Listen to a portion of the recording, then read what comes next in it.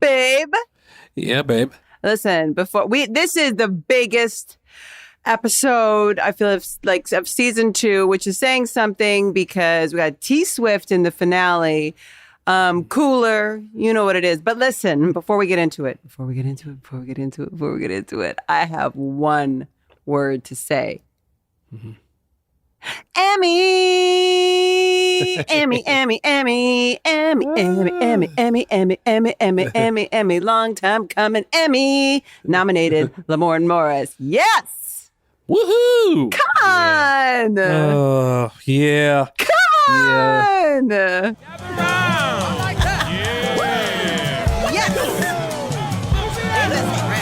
Mess around. That's what I'm talking about. All night. Look at that. They messing around. Yeah, I know. It's weird. It feels weird. Does it feel weird? It feels very, very weird. I wasn't, I don't know if I was expecting it. I was, I knew I was a part of a show that was going to get some Emmy love. All the actors on the show are dope. You know what I mean? So I knew it was going to be a thing. Mm. And, when it happened, I tell you, I was in complete disbelief. And I couldn't even speak when my manager and my publicist called, and I just started crying immediately. And I was like, what? I thought they were fucking with me. Can I tell you something? Can I make this about me for a moment? So,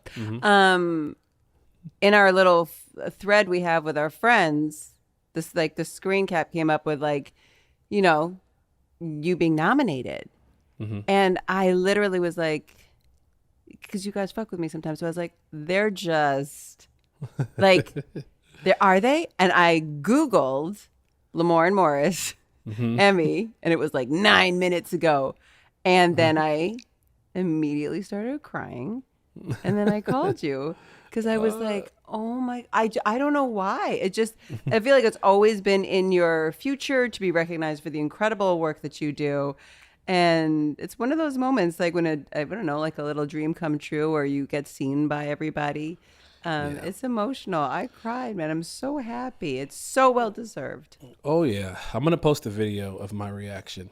we were sitting down having breakfast. Me, Lily, Kyle was there. Kyle had his phone out when I got the call because he was confused. He didn't know who I was talking to on the phone. Sure. He didn't know if somebody had died, what was going on, because I just started going, what?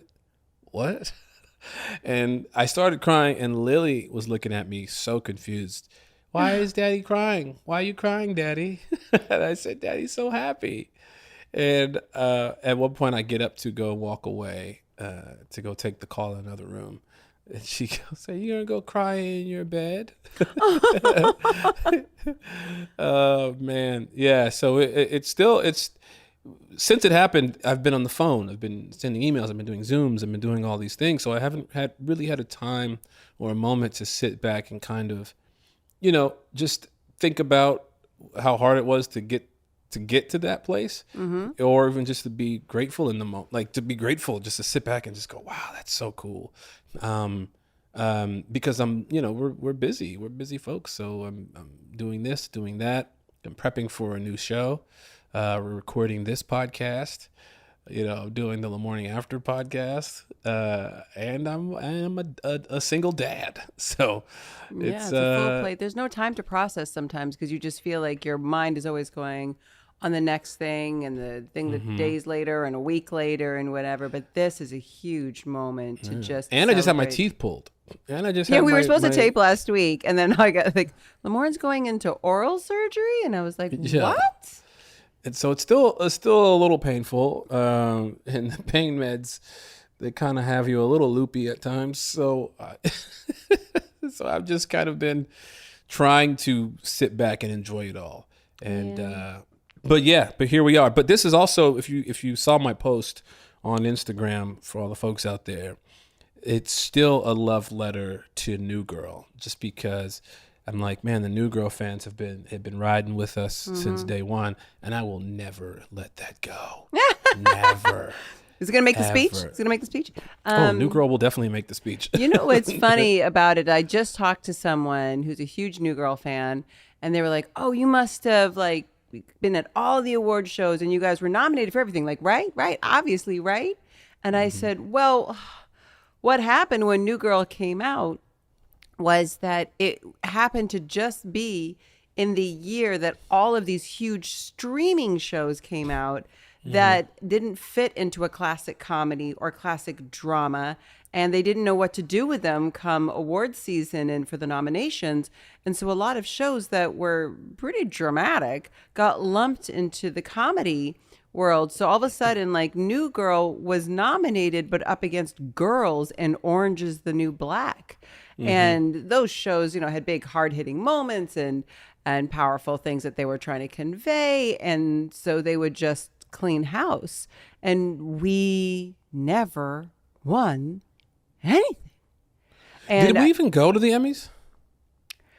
Uh, You went probably. no, I went to like a party, but Zoe and Max both were nominated for an Emmy, and didn't win because not because, and there was a episode mix-up, right? They submitted them for their Emmy nominations. You get to submit an episode, and they submitted Max's episode for Zoe, which wasn't like a big Zoe one, and Zoe's episode, like where she does all these incredible things, for Max, where he didn't have a huge storyline or something. And so there was that little thing that happened on their one year that got nominated. And the show got nominated for a Globe. We all went to the Globes. That was super fun. Yeah. But Modern Family won that year. And then it was after that, it was all Orange is the New Black and Girls. And so there's this thing I feel like when I look at our cast, the talented cast we had, and Liz and Brett and Dave, and how this show has just stood the test of time and is so incredible as a group. And then you look like the episode we're going to recap today, Cooler. Yeah. Hello. Cooler. And to think that that it didn't get that kind of love for the people that poured their hearts into it. Sometimes I'm just like, we got robbed. So to see you get this Emmy nomination, you're right. It does kind of all the way go back to New Girl, where you're just like, we're due. Yes, I think so. You know what's interesting is that I went into this Emmy season thinking to myself, you know, I just want to be nominated. I really do. And I really just wanted our show to be nominated. Yeah. But I had a feeling we would be. And so once that happened, I was like, that would be really cool if I got nominated. However, that's where it stops, right? No thought about ever winning one. But now that I'm like going through this process, I'm like, how wild would that be if I did? That would be so strange. I don't know. You know, that's something that you can't, like in your wildest dreams, ever fathom. Yeah. You know, so it'd be cool. It'd be really, really nice. But I'm happy to just be in that category with all these folks. So it's like, okay, that's dope. Man, I'm happy. You know, if your first, second, third, fourth, fifth, sixth, 10, all the other people that are on the list to be your date, if something happens, just know I've like thought about like a dress or like whatever. If you just like needed someone to like come and like hold your coat or something, or like bring snacks, if there was a need, and if everybody says they're available and everything, if I show up like a few days before and just like cough on them just to kind of make something happen for me, I just want you to know it was all done with good intention. No. First of all, also jokes. I'd be like my anxiety nightmare. I'd just be like, all right, man. Emmy. Let's go to break. We'll come back. We will talk about the episode everybody's waiting to talk about all season 2. You know, Cooler. Oh, not look at that. Oh, not look at that. Oh, not look at that. And we are back. Yes, the episode Cooler. Would you consider this the greatest kiss? And we'll dive right into the episode after this question that I have for Hannah, though. Is it the greatest kiss in television history, in sitcom history, I would say? Honestly, I genuinely feel like it is. In TV history, it matches like the greatest movie kisses of all time. Like you watch it and you're just like, whoa. Yeah. Okay. Like everything somehow like ticks every box of all the like romantic fantasies that girls have, at least, of just like, wow, there was just like, it was authentic and it was powerful. He went back in for a little kiss at the end. It was just like, oof. Well, hold on. Just so we're on the same page, we're talking about the Lamorne and Brenda Song kiss.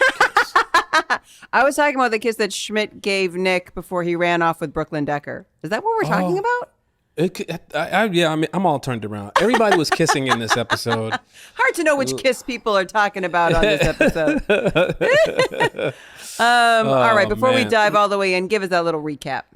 Okay, so here's the thing. Nick, Winston, and Schmidt, they decide they need a boys' night out so they can break their dry spell. Yes, this happens. A man can only go so long, you feel me? So they decide to leave Jess at home because of her cooler ways. Uh-huh. Now, quickly into the night, Jess calls everyone to let them know that she's hearing noises outside. She thinks it's the Crips. The boys return with Holly and Daisy, played by Brooklyn Decker and Brenda Song. And all of a sudden, a risque game of True American breaks out that ends with Nick and Jess having to, dun dun dun, kiss. Okay, let's start from the top here. So when we open up, we got Nick dancing around in a woman's coat that was accidentally sent to their apartment. Yes. He does this dance in it. I think he spins, twirls, and does like a thing that I always forgot that that's where I believe that's where he did it first, but he's done that dance, I believe, on numerous occasions. That's like a go-to Jake Johnson move. But for some reason in that coat, there was a certain flair he had about himself. Yeah, he was feeling it. And I also feel like low-key Jake Johnson did not hate that coat. No. I feel like low-key he was like, you know what, it's not bad. Oh, yeah. Jake feels like, I think he rocks stuff like that from time to time. For sure. I think he probably asked the genuine question, like, is this a women's coat? Like, what makes this a woman's coat? Like a real genuine question. I could see that being a question of his. I'm going to flag, just so you know. So I watched this episode several times because I went through my emails and I found the table draft. And then I found the production draft. So you do a table read. You kind of read the script in front of the studio, the network, then they give notes, then they incorporate those notes, and then that's the script we shoot with, called the production draft. So I read the table draft after I watched the episode, and I was like, wait a minute. So much is different. There was, this is huge, there was no kiss. No kiss at the table read. It didn't exist. The way the episode ends, I just want to say this out loud because I genuinely was shocked. The way the episode ends is that the woman that trench coat belongs to comes to the door, right? Says, that's my coat, which does still happen at the end of this episode. And then they kind of make some googly eyes at each other. Yes. And then he goes off with her and Jess is like, bye. And that's the end of the episode. And obviously some big chats happened. And Dave Finkel talked about this in an interview a decade ago, more than a decade ago, where he basically said, look, in today's like dating culture, people do, like, they're grown-ups. They hook up, they don't, they get together, they don't. And with this many charged moments that happened in the episode, this looks, the challenge of the kiss, the tension, we are now lying, and not being honest with our audience if they don't kiss. Like, what are we doing now? And so then they added it in. It was not in the table read. That shook because me. what's interesting is that when I was watching it, I said to myself, "Damn, Jess, like, you really made it so the only person who in the loft who didn't get none was Nick. You just." You just, and then brought another guy over, and then you and Dr. Sam are doing y'all think. I said, that is cold-blooded. But then now that you say that, the draft originally had it where everybody goes their separate ways and everybody, ends their dry spell. That's right. interesting. And it also kind of explains to me a little bit about like the trench coat. Like they had that planted in the beginning and it's full circle of where Nick ends up. But anyway, I thought that was crazy. It's in the production draft. The kiss is there. I wonder if that was a reshoot. I that's hard to go and say to go and look up. If that was a reshoot day that they went back, watched the episode and realized, you know what? No, we have to go back and reshoot this moment where the kiss actually happens. No, it was in the production draft. And then Rebecca Adelman, will listen to it, who wrote this episode, brilliant Rebecca Adelman. She sent us a voice memo all about the kiss. We have a voice memo from Rebecca Adelman? Yeah. So when we get to the kiss part, I'll play what Rebecca, the writer, said about it and how they got to that world of the kiss, and then the response from the writers and producers that were in the room when it happened. We will get there. So right after that, first of all, also Max Winkler, fantastic director. Directed a bunch of New Girls, crushed this episode. Schmidt. Now, I don't think I've ever in my real life have ever had this happen or have heard about this ever happening.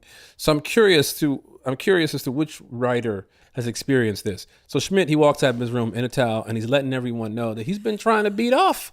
This man has been trying to masturbate unsuccessfully for the last hour on a hot summer day. By the way, that was in the table draft and the production draft, and he did it as written because that joke is great. Yeah. Real visual.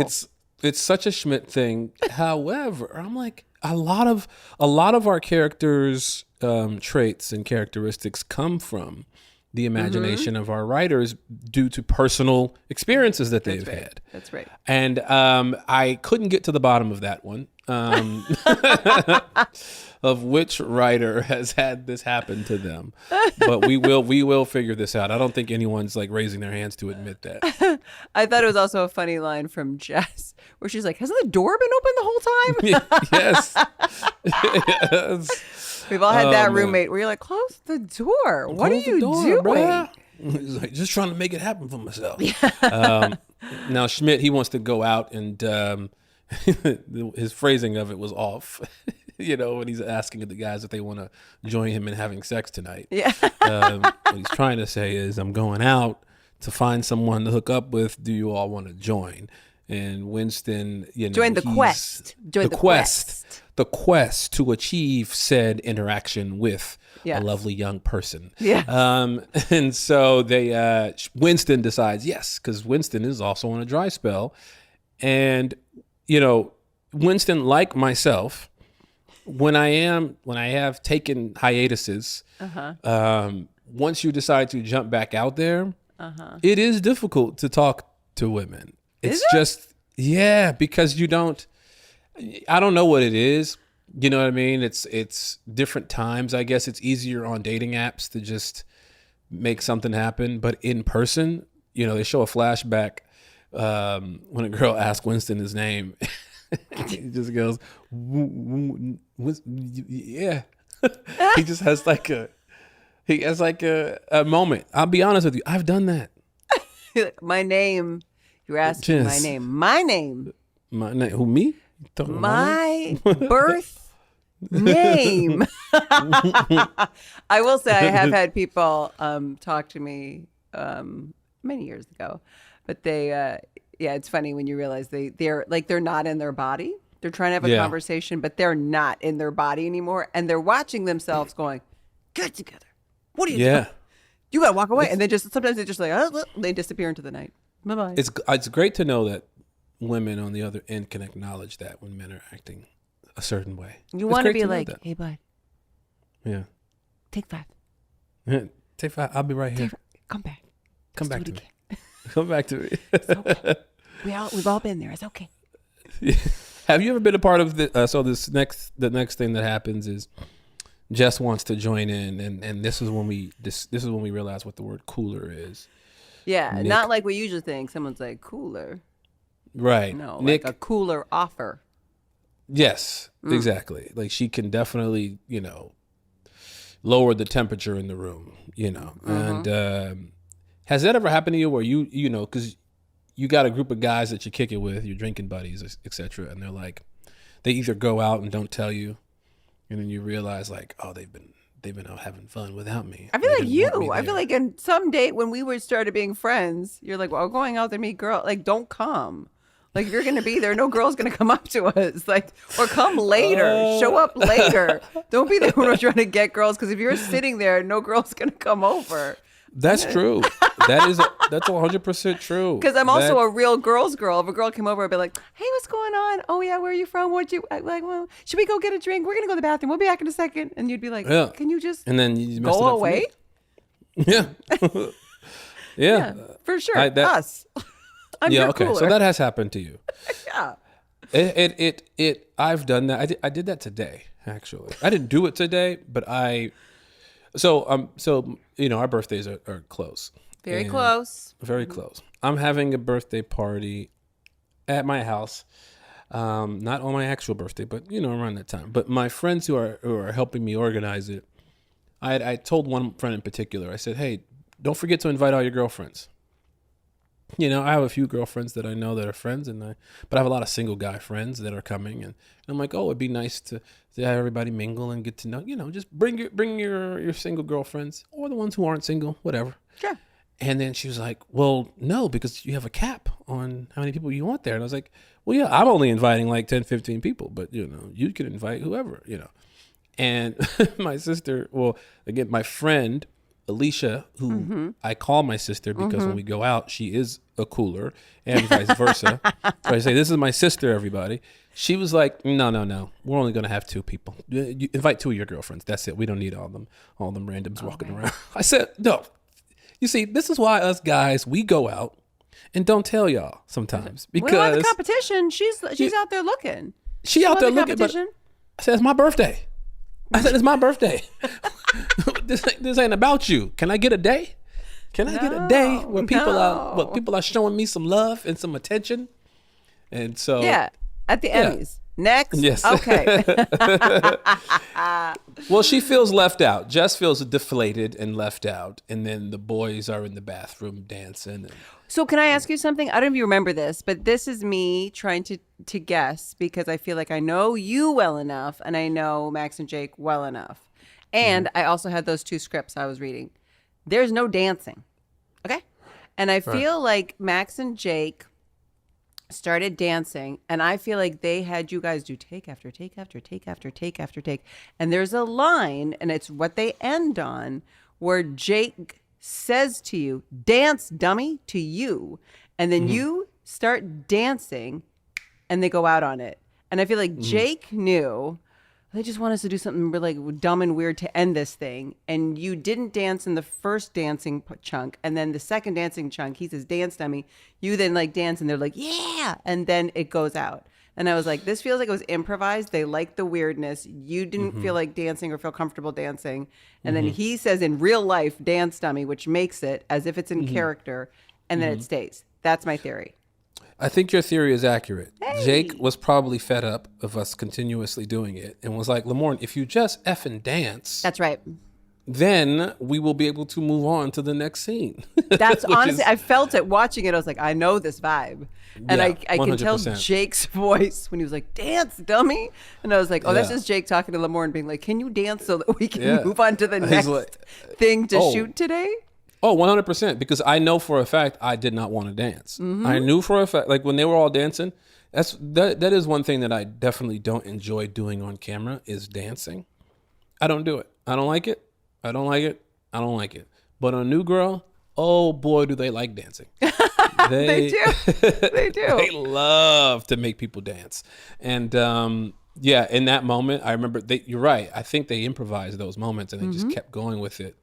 And finally we're like, let's just end this, Lamorne, please. If you dance, that would be a good ending of the scene. Because Jake's also a really good scene editor in his brain, like in real time. Like he knows what joke to say that could cap the scene and end it. Yeah. He's really good at that. And so I believe you are correct in your assessment of that. Yeah, I thought so too. I watched it and I was like, oh, I know that moment. All right, now they are over at the bar.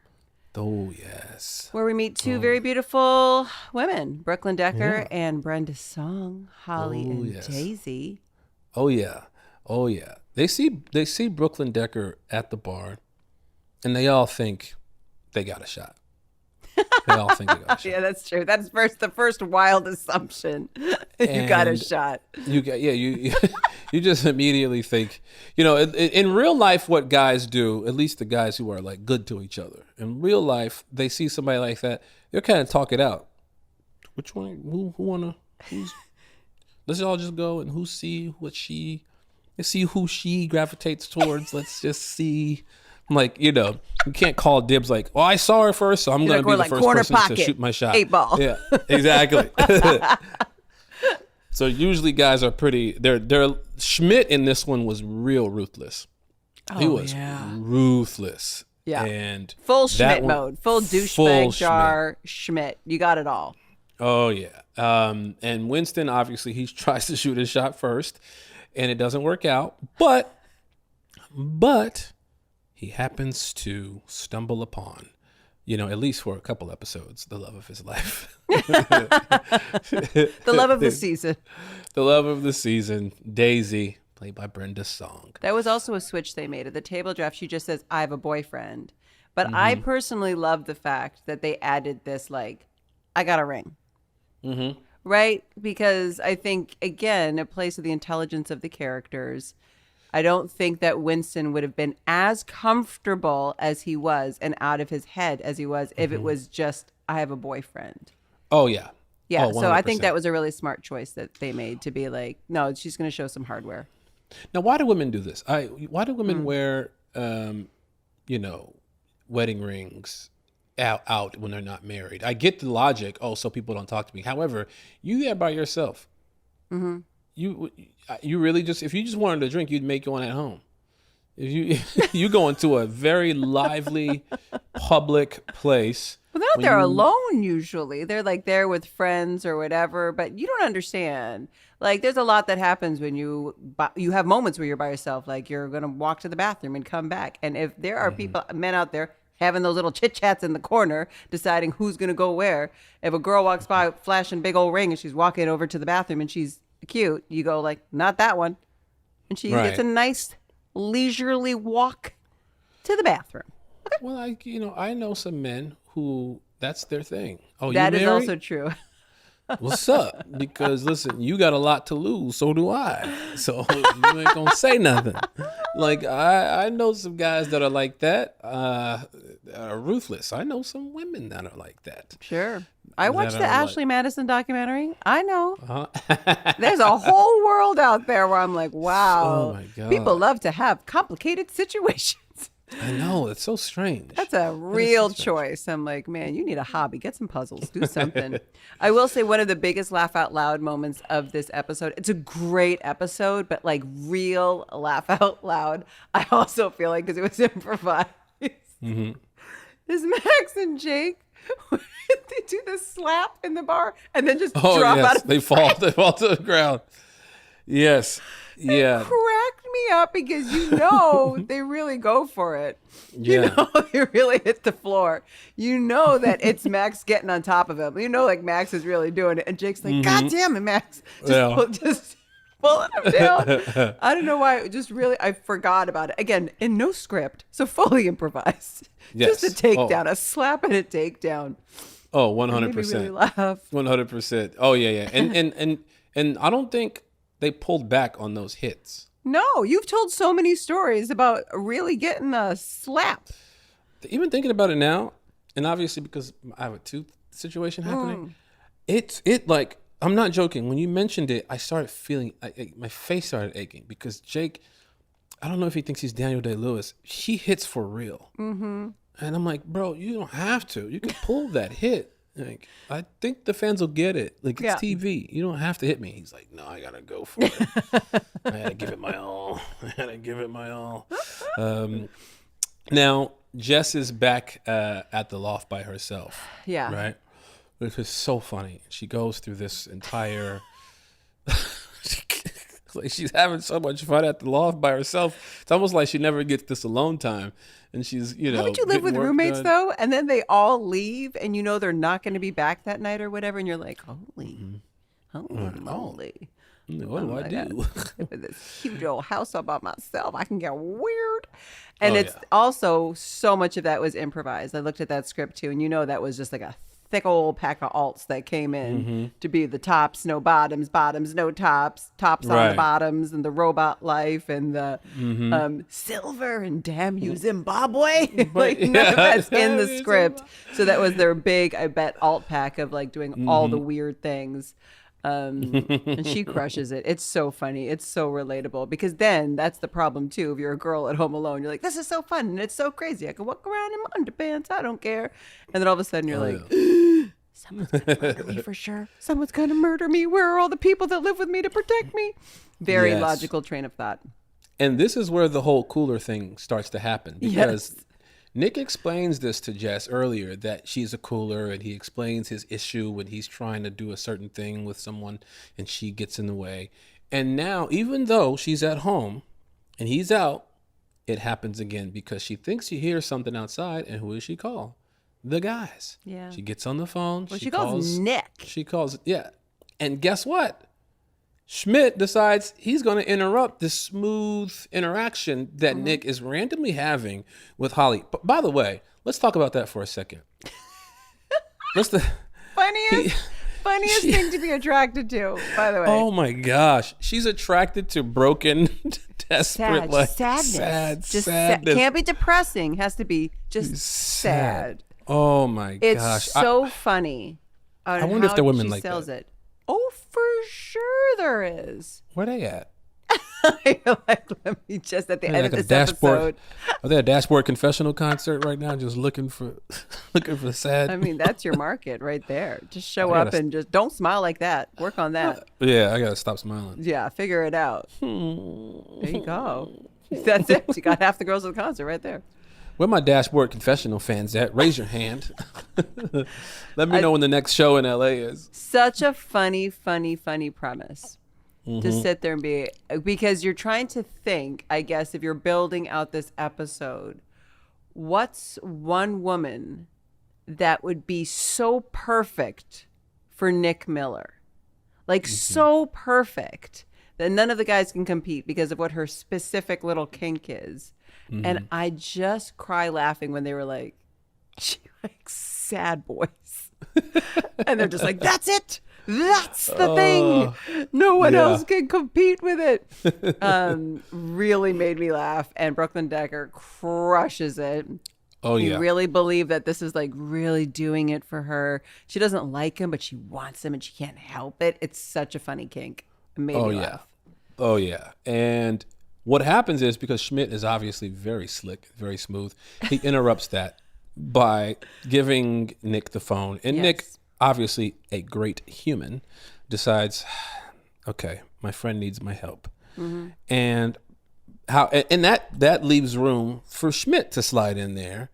And it's almost working at this point. It's almost working at this point. He is. Well, he knows what the thing is. He can see it a mile away. Schmidt's not stupid. He's just like, all right. He's like, I'm so sad. Let me feel how sad it could be. I just want to be a sad boy too. But he's got to put it on where it's this really genuine moment. And I love how Jake delivers the line where she says something like, do you ever just like go home and just think like, I'm the worst and I hate myself, or whatever the line is? And he just goes, yeah, I do, like all the time. Yeah, you're like, yeah, really. So perfect. And then you watch Schmidt like try to act sad, but Nick just being like, yeah, that's like my whole life, man. This is exactly what I do every day. And she's like, sold. Now, my favorite part of this episode is when Jess, she's like, I've been worried about my blue curtains. And then she whispers, crepes. That had me dying. That had me dying.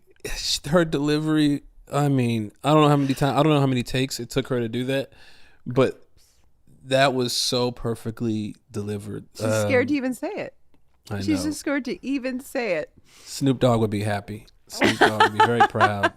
Very, very proud. Yes. But But Nick is smart. Nick, you know what he does? Instead of just leaving, he brings the whole party back to the He loft. does. He brings the whole party back, which also bold choice. But he's like, I'm not letting go. I'm not having this cooler situation happen. We're just going to continue it here and make sure that my friend's not getting murdered. And she decides, you know what? I'm going to show him that I can help him get laid. Right. Let's She play- realizes that she kind of is screwing it up. So she wants to make it right. Classic Jess move. And so what's her bright idea? Her bright idea is to have a risque game of True American. Yes, we will talk about it after the break. JFK. FDR. Oh, not look at that. Oh, not look at that. Oh, not look at that. And we're back. But Hannah, before we jump into Wait, I don't know. Wait, hold on. I don't know no, because I I took gotta so ask many the notes. question. I know Hannah, you're going to ask it, but I'm already panicking. I don't know what you're referring to, Hannah. I don't know what know. you're referring to. Could you just let me say it? Because I don't even think you know what I'm about to say. I do know what you're Hannah, saying. I don't think you know what I'm about to say. What? What are Clinton rules? Oh, thank goodness. Nah, that's not what I was about to say. Hannah, did you find the damn bear? I'm going to say something that's really hard for me to say. Okay? And listen, you're going to have the Emmys to celebrate, okay? So don't celebrate too hard right now. I might. This might be bigger than the Emmys. I am realizing season 2 that I think that they were really distracted by these big storylines. Oh, okay. And they may have forgot to do their bear placement like in this episode. And so I just want to say, if this continues as we recap season 2, I will put it to a poll. I don't want to be emotional, but I'll put it to a poll on the Mess Around Pod IG. If we should continue this segment when we recap season 3. That is hard for me. I know it's hard for you, Hannah, Yeah. and I'm glad that you're mature enough to admit it when you're stupid.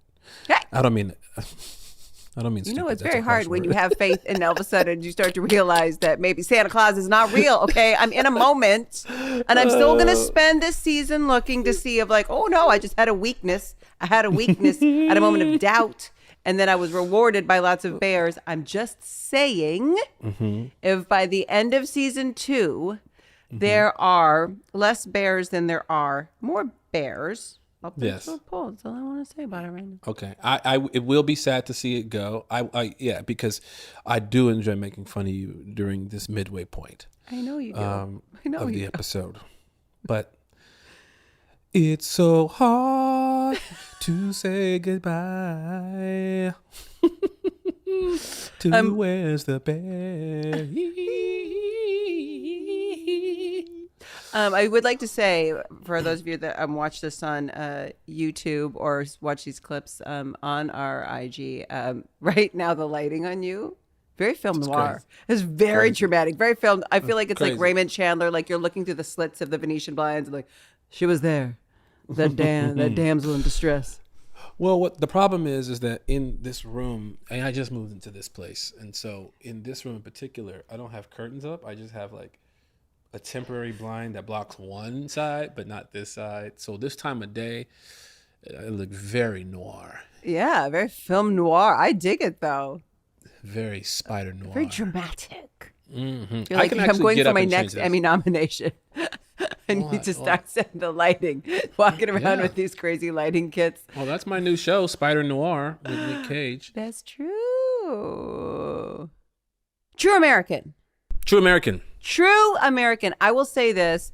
I remember when we read the table draft and I saw the True American scene, and then I saw like mine, Cece there, and I was like, oh my gosh, Cece finally gets to play True American. I was so excited because I never was part of those shoots.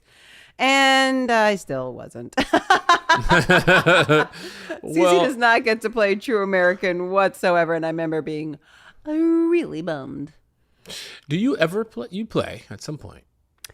Final season. Once. Cece did it one time. One time. I played True American one time. And I will say, it was awesome. It was the most awesome thing to shoot. But I remember this being like, oh my God, she gets to play True American. And no, I also remember about because Cece's at the movies on a date with Shivrang, and and they were just trying to figure out what does like a Cece on a date with an Indian man, like how is she presenting herself? What does this look like? And it was a bit of a scramble. Things with New Girl sometimes are a bit of a scramble. And so they were trying to make me look, I guess, like just like really put together and like really sweet. And then I remember walking in the loft, and I'm wearing like tights, a skirt, a white blouse. My hair is pulled half up with a bow, and we all went, oh, this is weird because I look like I'm in Jess cosplay and it doesn't look like a Cece look whatsoever. And I don't think you ever see Cece ever dressed like that again because it just made no sense in the New Girl universe. Right. But it was so funny. I remember that. We put it together to look really sweet, and then nobody was really thinking because there were so many things happening in this episode, and I just looked like a little Indian Jess that walks in the room, and it was very strange. I remember that moment. What was that movie that was being watched? You don't see Why it. do I know what was there was a line right at the end. I don't know why I'm drawing a blank on it. Was Shivrang the one we're watching? Yeah, he's crying, and then why didn't I not write that down? We can cut all this part out where I seem like I don't know what the fuck I'm talking about. But I thought I remember just that there was a moment that happened on screen with the movie, and then it turns the movie's over, and he's crying. He's crying, and he says, "It just makes me realize how much I want kids." I will say this: in the table draft and production draft, he talks about orangutans. He was like, "Oh, the bond between the mother and the baby orangutan." That's like the line, but that all got cut out and didn't make the thing. But I don't remember seeing or hearing anything about the movie. Are we wrong? You have a clear memory, and I have no memory. I just watched this, and I'm like, I knew. Anyway, there was. Anyway, I was just curious. I was like, I wonder what movie they were watching. Well, in real life, we were watching nothing. We were sitting on the Fox lot in a screening room, watching nothing. But yeah, I remember walking in and then having this moment, and it was interesting because it was like really the first time for Cece and Schmidt, even though it was done in the guise of me being like a wing woman. That Max and I like got to have this like very like, I don't know, with everyone around us, this really intimate emotional moment. And I remember as an actor, like I hadn't had a lot of those opportunities, and I was like, wow, like it was really fun. Like to sit there and try to sell it like, ugh, this is stupid, I'm doing it for you, but to really mean it as the character. And of course, Max is so brilliant because the way he reacts without saying one word, you know, it's what he's just wanted to hear. And like all the different character couples, I feel like have these big landing moments, and Schmidt and Cece have it, and Nick and Jess have it. And you have it with Brenda Song. And it was just like, it's really nice that they still, in this very, very big episode, found those moments for everybody to really just like have a little bit of a breakthrough. Oh, yeah. Oh, absolutely. And this isn't with Satya. With Satya, it was fun to watch his reaction and how he delivers what he thinks is rejection on the date. Prior to that, to you having that moment, just even you explaining to him like, dude, just relax, just come if you want. Like it's like you're breaking up with me. Oh yeah, this random text message you get from a friend, because that with folks sometimes that's a real signal. You know, text me. You know, I'll text you and let you know the date's not going well. you text me saying that there's an emergency so I can hurry up and get up out of here. Yeah. But this time this was real. And watching him spiral was really funny. Yeah, because he's like, okay, he goes there and he's like, okay, it's real. And now she's telling her ex-boyfriend she's met. And watching like the fact that they put Cece in the position where she had to look at Satya, you know, look at Shivrang and then look at Schmidt. And she chose Schmidt. Mm-hmm. Right? Totally disrespects Satya. And like, so disrespectful. And which is the loving choice, even more so than the words that come out, right? She's just like, fine, like, I got you. And it's really, really sweet, which is a bit of a mirror to what's happening with Nick and Jess too, right? When she makes the call, he has to like look at Brooklyn Decker and be like, and be like, and chooses Jess. He could have been like, I'm not coming by, figure it out, you're a grown up. But he didn't, he shows up. So that's a kind of a little CC Nick parallel moment of their you got Crips at your house? You got Crips at your house? Call some Bloods. Don't call Nick me. Nick Miller. Yeah. Okay, we have to get there because I know we're talking about the rest of the episode because the episode is great and it's wonderful and all these other things happen. But this episode is about the kiss. The kiss. And what I didn't realize is that I've read so much fan stuff online is that there was like a GIF. A GIF? A GIF. A GIF. Yeah, a GIF. A GIF. Call it a GIF. Little video that went around on Tumblr and all the things that were going on in 2013. And of the kiss, of him like reaching and snapping her back and that kiss. And a lot of people had not seen New Girl, but saw that kiss and then found out what show it came from and then started watching the show. That was like their gateway drug to the show. Is just this literally like 2-second looped video of a kiss. And they were like, whatever that is, I need to see it. Like immediately. So they saw Winston and Daisy kiss by that door. And they thought, whoa, this is a show I really got to tune into. Need to be Oh, my there. God. Oh, yeah. We could have had them blazing so babies. Powerful in the zeitgeist of smooches. I will say this. And then we can get back to the actual kiss. I was so nervous, before I shot that scene. I was so nervous. I was too nervous I just thought, because I just think Brenda Song is dope. And I was like, oh, she's one of the, oh my God, this is so, gosh, they got me kissing her on camera. I don't know. And she was so down to earth, so chilled out, so cool, made it so simple for me. So I appreciate that from her. She was very professional about it. I just was like, I don't know what to do here. She had to do like no acting for this episode is what you're saying. Pretty much. If you watch it, yes, the bumbling idiot, that was me off camera trying to be cool. You know what I mean?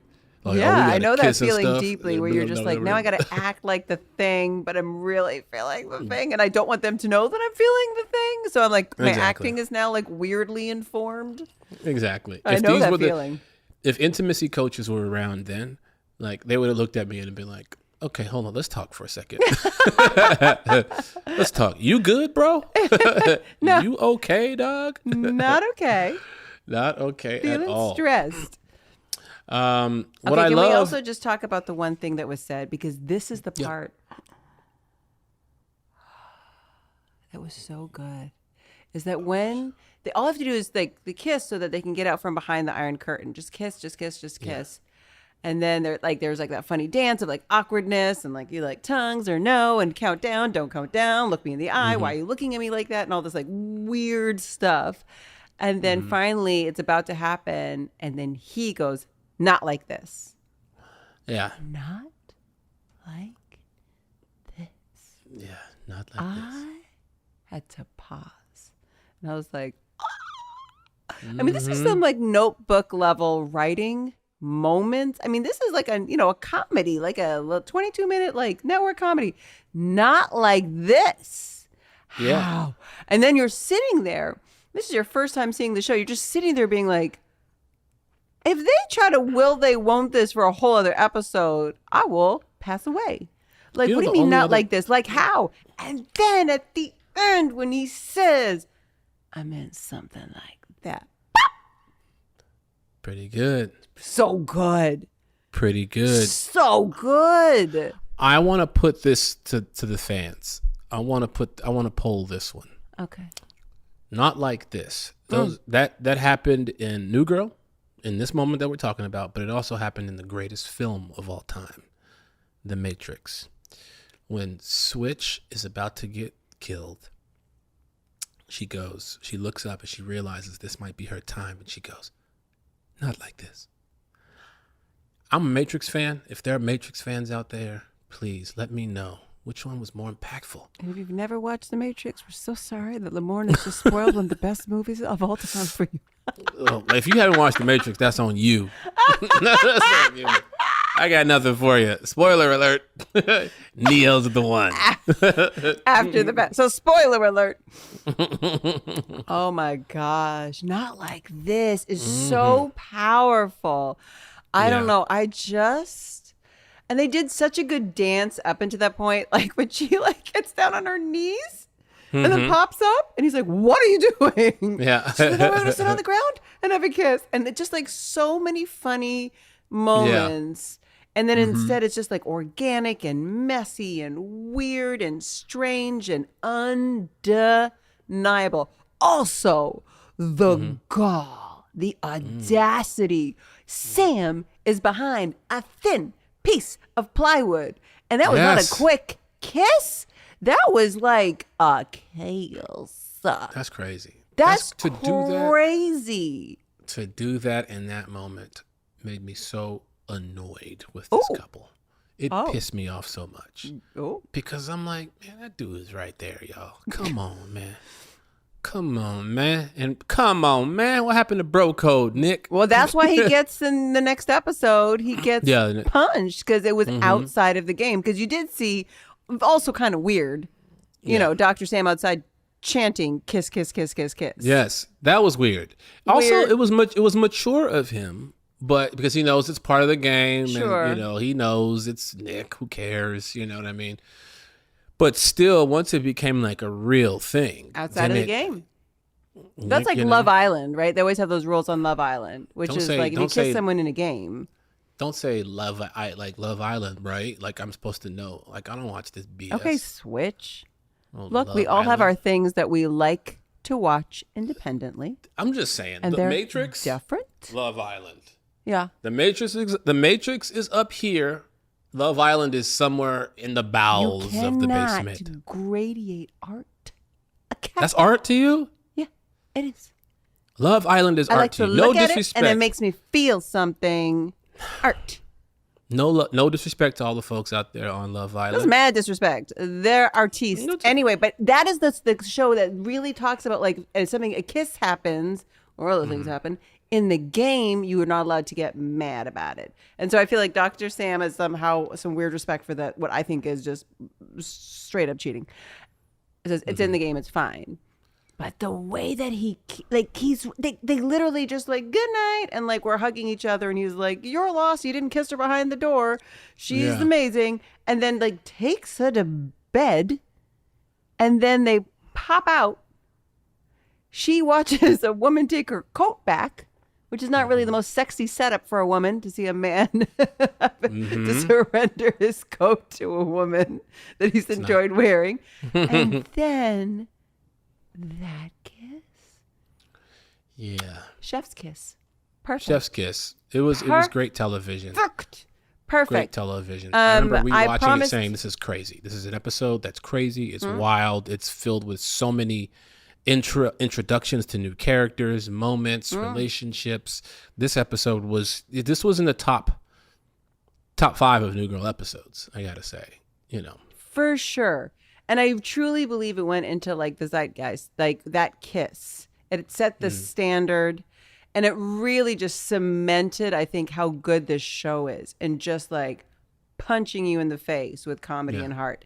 When we come back, I will play the voicemail from our sweet friend Rebecca Adelman, who wrote this episode, who explains the thinking behind that kiss.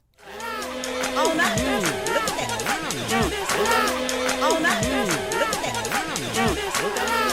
Oh, not this. Look at that. And we are back. Not like this. Not like this. From The Matrix. Oh my gosh. New Girl is great. But If you had The told me that Matrix- when we broke down Cooler, that our reference points would be The Matrix and Love Island. I'm so sorry. Okay, so here we go. Rebecca Adelman. I said to her, just so you know, I said, I read the table draft and the production draft and saw that in the table draft there was no kiss. Nick leaves with the real trench coat owner, lady neighbor. So wondering why was the kiss added so late in the game? And she said, oh my gosh, really? This is over a decade ago, right? She said, what I remember is that we had the idea for the kiss or something close to a kiss pretty early on in the story breaking stage. I don't remember how or why I didn't make it to the table draft, but thank God it made it into the episode. And then she left me this. Hi, Hannah and Lamorne. Hi. Okay, I'm sending you this voice memo with my very limited recollections of making the episode Cooler. Episode 215, I believe.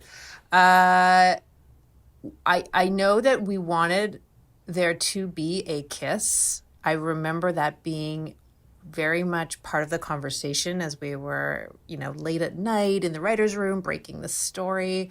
But there was a lot of trepidation, fear perhaps, of could we do this? Mm-hmm. Was this too soon to have Nick and Jess, kiss like this? Were we blowing our load, jumping the shark, whatever you want to call it? I don't know why it got taken out of the table read draft. Those mysteries will remain buried in time. But I do remember being on set. It was late-ish one night, and we were about to shoot that scene. It could have been one of the last scenes we filmed of the whole show, actually. And Jake is in a trench coat, and Nick and Jess are going to their different bedrooms in that hallway scene. And I remember Liz Merriweather and like the brain trust. I think Brett and Dave were there, and we were talking about like how can we make this scene work? Why would they actually kiss? What's the motivation? And I do remember saying to Liz, what if, she basically challenges him, basically says to him, you would never dare. You couldn't do it. I forget the actual line from the show. I'm so sorry. I have not watched it recently. And Liz's eyes kind of lit up and said, a challenge, yes.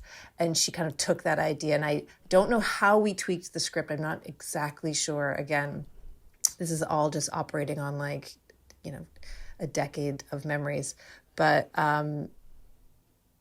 we tweaked that scene a little bit based on that idea. And, Zoe, Jess kind of gave him a bit of a challenge, and then he just grabbed her and kissed her. And I remember being on set and literally screaming in Video Village because it was electric and very thrilling. And I think I was like a litmus test maybe for the New Girl audience at large. And the kiss worked on me, and the hope was that it would work on everyone else. So that's just kiss-related memories from Cooler, and I miss you and wish you well. Aww. Yeah, I do miss her. I haven't seen her in a very long time. We got to get together. We got to get the families together. Got to get the families together. Yeah, so interesting that that's how they kind of like worked it out and made it happen. And then those who were in the room where it happened, gasped out loud because it was just like in person. So it's not just like the finesse of an edit. It was just like, they nailed it. I remember not being there and hearing all the buzz about the kiss when I got back to work the next day. Much like the time Taylor Swift was on the show, I remember not being there and then hearing all the buzz about it the very next day. That's why you do this podcast. You're like, could someone tell me about it finally? Could I just relive it for a minute? What happened? I want to know what happened. Kissing and stuff. All right, cool. All right, when we're gonna come back, we are going to do the mess around, and here is what's gonna happen for the mess around. This is kind of a big deal. There is a huge rumor that lives online about the kiss. And I, from the deep dark web, have a video that talks about it. And then I have the truth. Come back and we are going to do the mess around. Dun, dun, dun. What happened? Oh, not this. Look at that. Oh, not this. Look at that. Oh, not this. Look at that. All right, we are back and it is time for... Bum, bum, bum. The mess around. The mess around. They messing around. Okay, so what we got, Hannah? Okay, so I went down all the rabbit holes on Cooler. And the big question was, how many takes did they need to do the kiss? And there are all these chats that are going on where people go like, well, there's an old interview. No one can find it anymore. Where Jake Johnson says it took 7 or 8 takes. And the reason why is because what his hands were doing to Zoe. He had to get a take that they could use for TV. Okay? Ooh. So just listen. We're going to watch the clip, but then I'm going to tell you the truth. Roll it. How many takes did you do on this scene? Honestly, about 8. 8. Yeah. What did you do wrong?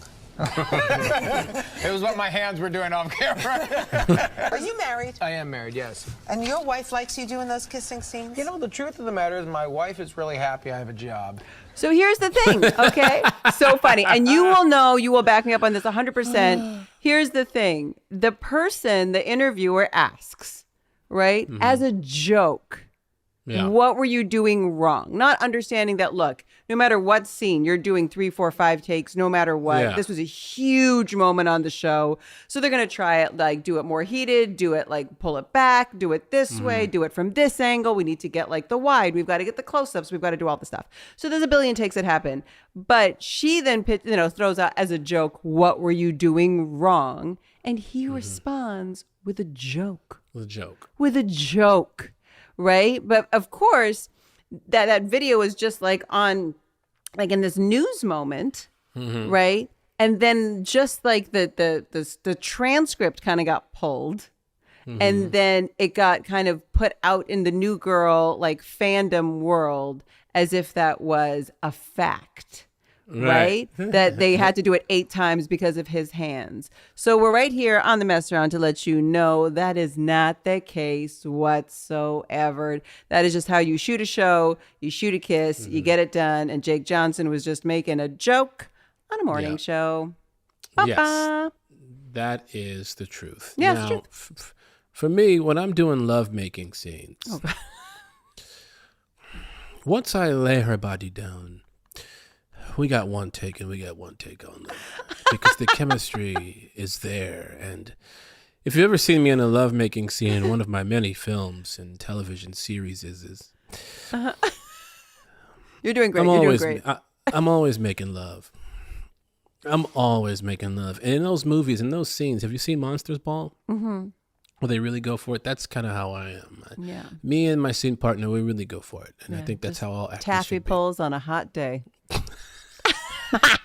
It's actually rather hard to get, like, no pun intended, to get aroused in a scene while you're filming. It's so technical.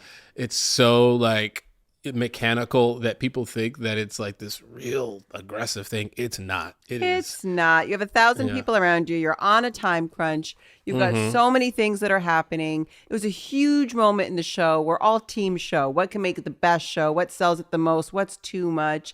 We always play different levels because in the edit, they got to figure it out. And that's just the reality of it. And it all comes from a place of us loving and wanting to do the best that we can do. But yeah, you're surrounded by 1 million people. You might be shooting it at like 6 a.m. We haven't even woken up and had coffee yet, right? So anyway, it was really funny because I saw that thread kind of go around and I was like, what? And then I found that clip And I was like, oh, he y'all was just don't know. joking. He's just being funny. Speaking of people standing around, though, and watching you do all of these scenes and those people that are standing around you for a million years who become your family, I just want to take a moment to talk. I'm going to try not to cry.